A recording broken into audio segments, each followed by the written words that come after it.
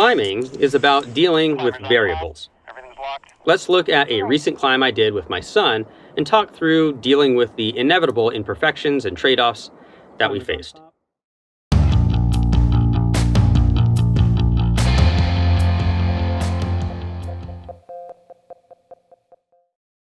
Hello again, I'm Jason. Last week we did a video about an improvised climbing harness I made and took up a multi-pitch route with my son, Cade. There's a link in the description. If you saw that video, you know I made that harness because I actually forgot to pack my real harness, an embarrassing first for me. But the need to either go home or improvise led to a day of further improvisations along with the standard set of variable contingencies we face every time any of us climb.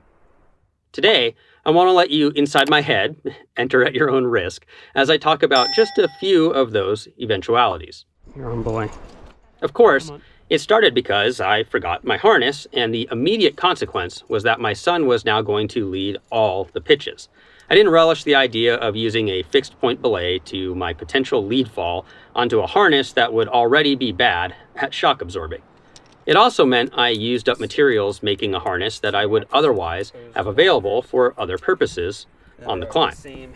For example, because we were facing a series of horizontal bolt anchors, we will usually make up 2 quad anchors while on the ground, and you can watch a short on how to make that anchor type.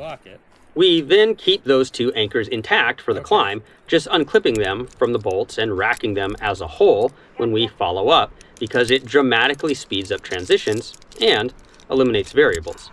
Well, I didn't have another anchor length of material to make another quad, so I made another anchor type, a banshee belay, which is a bowline on a bite that uses the bite loops as both an anchor leg and a master point, and then uses a clove hitch to somewhat equalize on the other anchor point.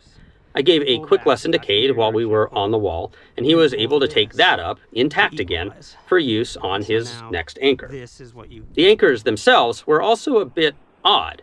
This was a mellow slab climb, but the anchors were put in very, very flat locations, basically on flat ground. That led to what, for me, is the unusual decision to build the anchor above rather than below the chains. Normally, I don't want a downward force on the anchor to drive the anchor attaching carabiners over the metal links, putting a strange sideways force on the carabiner material. But in this case, our connections to the anchors actually pulled up instead of down, so if the links were on top, they would be in the way. A fall by the second climber would still pull the anchor carabiners into the links, but it would be almost flat and with the lower fall forces of a top rope fall. Yes, we could just use the chains more creatively to make anchors, but other than knowing that there were horizontal bolts, I didn't know what hardware my kid, who was leading, would face further up. So we went with what was known. While less than textbook then, we made this choice, and we can also factor in that the route was well easier than either of our peak abilities, so a fall probability was low. The links were small, too, so when on Rappel, we tended to default to one of us clipping into one bolt side and the other into the other bolt side to reduce clutter and the likelihood of carabiners getting stuck. We would clip the 2 bolts together with a quick draw for redundancy, and while a locking draw might be the best choice, I had used up lockers on my improvised harness. As just a backup on a route that was just recently bolted, I felt more than okay with the wire gates. There were other small adjustments, like using a larger carabiner than I would have liked for lead belaying Cade. That much play easily allows the carabiner to shift and opens it up for cross-loading. In this case, it was basically attentiveness that I used as a mitigation strategy.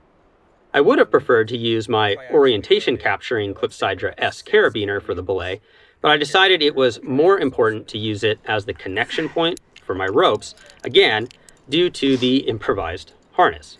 If you are wondering why ropes, plural, it was because our original intention was to teach Cade some twin rope management on an easy route so that he can continue to learn the skills to lead when we climb as a team of 3, which we do a lot of, given the twin boys. Connor was home sick this day, and a tutorial when both rope ends are attached to the same person makes rope tangles less frequent than when they are on different following climbers. It made for a good introduction.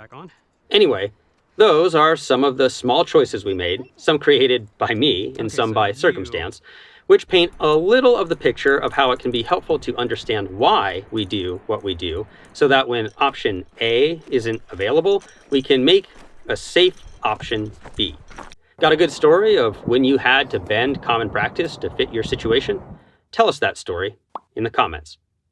Thanks for watching this video. Please like, subscribe, and share if you want to support us. For more information, you can go to our website at www.shortguysbetaworks.com.